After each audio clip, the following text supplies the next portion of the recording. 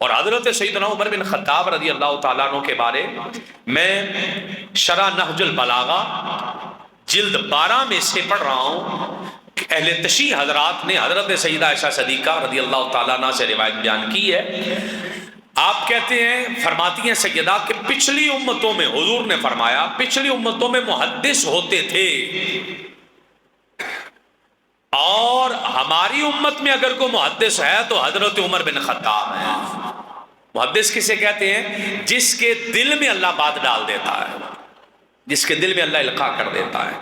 اور پھر ایک اور روایت ہے لتشیع حضرات کی کتاب نہج البلاغہ میں سے کہ حضرت عمر بن خطاب رضی اللہ تعالیٰ عنہ کی فضیلت یہ ہے کہ آقا علیہ الصلوۃ والسلام نے فرمایا عمر کی زبان پر رحمت کلام کرتی ہے۔